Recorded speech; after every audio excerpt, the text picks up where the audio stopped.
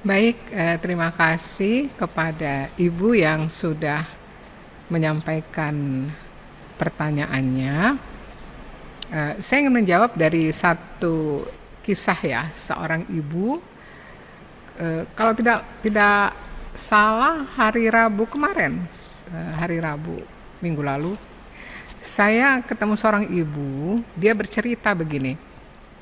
Dia cukup lama juga ya, 12 tahun juga kalau nggak salah. 12 apa berapa belas tahun mereka menikah tidak dikaruniai anak ya. Kemudian ikut bayi tabung bahkan 2 kali dan berhasil ya, berhasil. Tetapi tetap aja mereka ingin punya bayi lagi yang benar-benar itu dari proses yang alami ya. Kemudian suaminya berkata, ayo kita berangkat haji yuk gitu. Nanti kita berdoa di sana gitu. Umroh juga. Dan ternyata di tanah suci ibu ini tidak berhenti minum air zam-zam. Jadi minum itu air zam-zam aja. Minum terus air zam-zam. Pulang dari tawaf, kalau nggak salah dari multazam ya, depan multazam dia berdoa. Itu pendarahan. Pendarahan, bawa rumah sakit waktu itu di Mekah. Kemudian pulang dari situ tidak lama, berapa bulan dinyatakan positif hamil. Dari kisah ini saya terinspirasi untuk menjawab, yang kuasa itu hanya Allah. Tugas kita kan ikhtiar. Bayi tabung, berdoa, nabung, itu ikhtiar kita. Tapi yang utama dulu adalah ke Allah dulu. Ke Allah berdoa, penuhi kalau memang sanggup, penuhi kewajiban-kewajiban kepada Allah, hak-haknya Allah, berdoa, hasilnya apapun, jangan suuzon sekali-kali kepada Allah. Jadi kalau Allah memberikan kita atau mengabulkan doa kita, bukan pertanda kita mulia. Kalaupun Allah tidak kabulkan atau belum kabulkan doa kita, bukan bertanda kita hina. Bisa jadi doa-doa kita, keinginan kita itu dikabulkan oleh Allah, justru itu bisa menjadi bencana buat kita. Atau kalau doa kita belum dikabul oleh Allah, bisa jadi itu penjagaan Allah kepada kita. Jadi saran saya pertama ya, perbanyak taubat minta ampun kepada Allah. Bisa jadi ada penghalang-penghalang doa kita karena dosa-dosa kita. Yang kedua istiqoroh. Istiqoroh ya. Tapi yang pertama kalau hati saya cenderung gitu ya, ke Allah dulu. Umroh atau haji, daftar haji, umroh, berdoa yang kuat di sana, tapi ikhtiarnya jalan juga. Mudah-mudahan nanti Allah kasih hasil yang terbaik. Tapi ingat, hasilnya apapun tetap husnuzon kepada Allah. Allahu a'lam bishawab.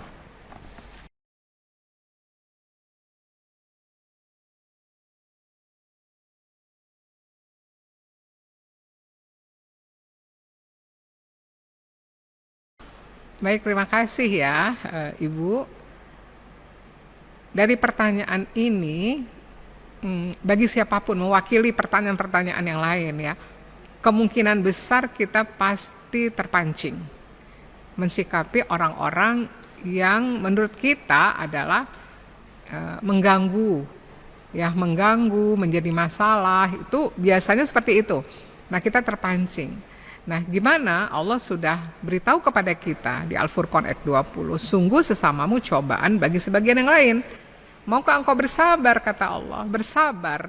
Di sini bersabar itu seperti apa? Oh jangan kita, oh diam nggak apa-apa, tapi kita ngomongin di belakang. Oh diam nggak apa-apa, tapi hati kita menyimpan dendam gitu ya. Nah jadi pertama kita harus yakin dia hadir sebagai tetangga kita, sebagai ujian. Kemanapun kita pergi, kita pasti akan yang namanya mendapat cobaan dari sesama kita.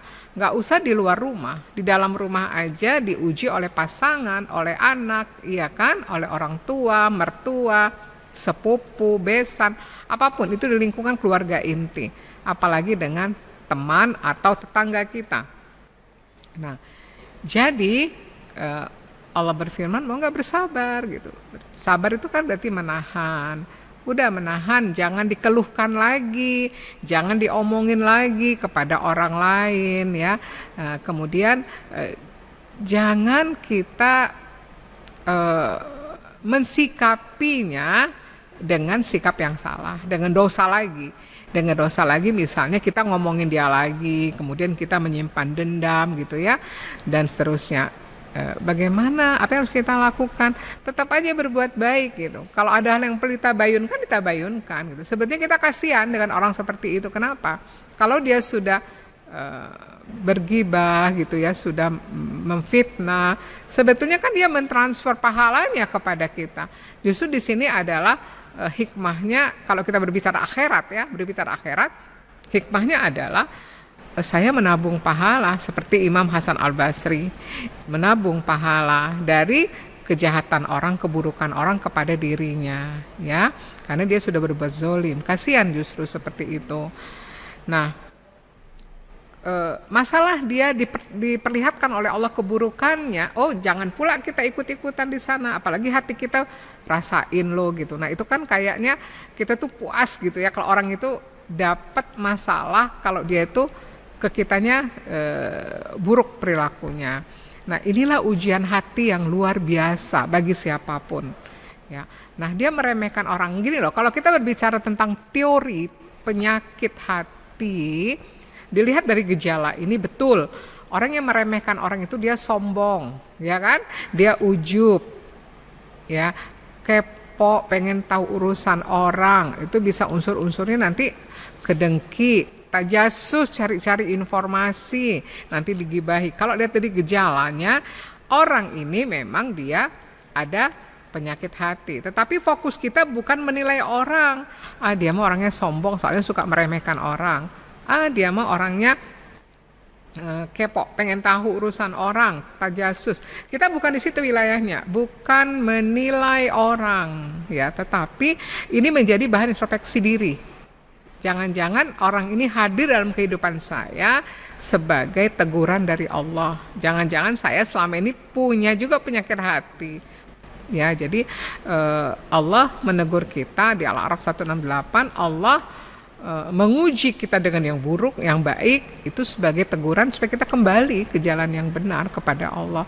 Nah, jangan terjebak dengan dia. Kok dia kayak gitu ya, kok dia kepo ya, kok dia meremehkan orang ya. Nah, itu sangat capek sekali ya. Nanti kita nggak punya waktu melihat ke dalam diri kita gitu ya. Kemudian doakan dia, tetap berbuat baik kepadanya. Tidak mudah memang, karena perjuangan hati luar biasa. Tapi memang ilmu hati itu kalau berpenyakit, obatnya memang pahit. Kenapa pahit? Melawan nafsu. Jadi kalau kita sebel sama orang ya kita jadi sayangi dia. Kalau kita dendam sama dia justru kita kasih hadiah buat dia gitu ya. Kalau kita dengki kita puji dia. Jadi kebalikan yang kita tidak mau kita lakukan gitu. Nah itu obatnya. Jadi ibu jangan terjebak dengan perilaku orang. Fokus evaluasi diri. Jangan terpancing mensikapi sikap orang yang buruk dengan keburukan lagi. Supaya kita ditolong oleh Allah. Memang kalau orang di depan baik, di belakang kita menusuk, memang sih kalau secara teori dikatakan munafik ya, antara ucapan, perilaku, depan belakang berbeda, itu kategori munafik. Tapi apapun itu semua, ibu jangan kejebak ke sana, jangan ke dianya, nanti ibu nggak ada waktu evaluasi. Padahal itu stimulus membuat ibu bisa memperbaiki diri, bisa introspeksi diri ya. Insya Allah, Allahu'a'lam bishawab.